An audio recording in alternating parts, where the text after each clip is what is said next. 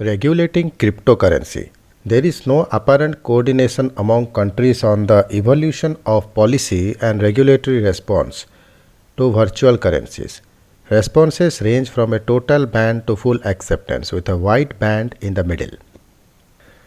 The Cryptocurrency and Regulation of Official Digital Currency Bill 2021, listed for introduction in Parliament's winter session starting November 29, seeks to create a facilitative framework for the creation of the official digital currency to be issued by the Reserve Bank of India. The bill seeks to prohibit all private cryptocurrencies in India. However, it allows for certain exemptions to promote the underlying technology of cryptocurrency and its uses. Prices of cryptocurrency on local exchanges crashed overnight after the news broke, even though they remained largely unchanged in global markets. Industry sources said there was a panic selling by crypto holders, fearing an impending ban or restriction. There is currently no regulation or ban on cryptocurrencies in India. However, national responses to defining and regulating virtual currencies vary widely in jurisdictions around the world. How are cryptocurrencies regulated in countries around the world? The stance of countries and regulators has ranged from a total ban on these financial assets to allowing them to operate with some regulations to the other extreme of allowing virtual currency trading in the absence of any guidelines. Government and regulators remain divided on how to categorize it as a currency or asset and how to control it from operational point of view. The evolution of the policy and regulatory response has been uncharacteristically discordant, with no apparent coordination in the response of countries.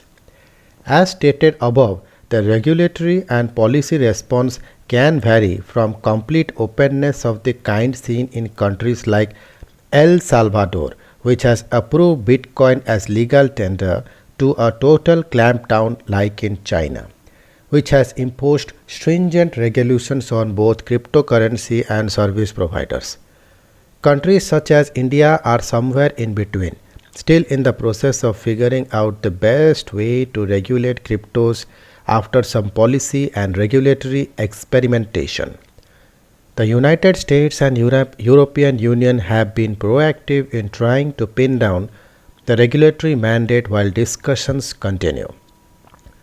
Among the countries that haven't issued detailed regulations, there are those that have recognized and defined these currencies.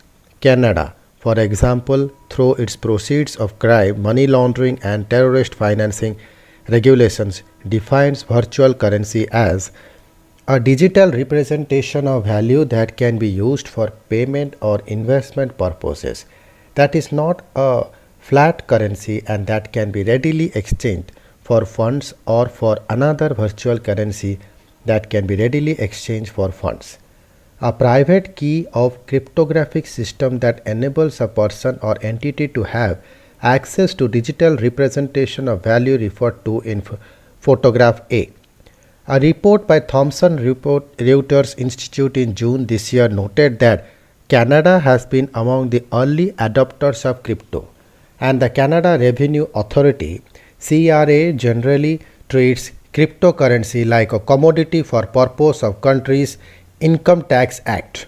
Israel, in its supervision of financial services law, including virtual currencies in the definition of financial assets, the Israeli securities regulator has ruled that cryptocurrency is a security subject, while the Israel tax authorities defines cryptocurrency as an asset and demands 25% on capital gains. In Germany, the Financial Supervisory Authority qualifies virtual currencies as units of account and therefore financial instruments. The Bundesbank consider Bitcoin to be crypto token given that it does not fulfill typical functions of a currency. However, citizens and legal entities can buy or trade crypto assets as long as they do through exchanges and custodians licensed with the German Federal Financial Supervisory Authority. In the United Kingdom, Her Majesty's Revenue and Customs, while not considering crypto assets to be currency or money, notes that cryptocurrencies have a unique identity and cannot therefore be directly compared to any other form of investment activity or payment mechanism. In the United States, different states have different definitions and regulations for cryptocurrencies. While the federal government does not recognize cryptocurrency as a legal tender, definitions issued by the states recognize the decentralized nature of virtual currencies. In Thailand, digital assets business are required to apply for a license, monitor for unfair trading practices, and are considered financial institutions for anti-money laundering purposes, among others, according to Thomson Reuters Institute report.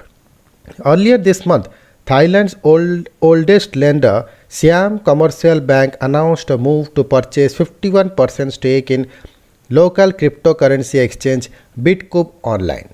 While most of the countries do not recognize cryptocurrencies as legal tender, they do recognize the value these digital units represent and indicate their functions as either a medium of exchange, unit of account, or a store of value.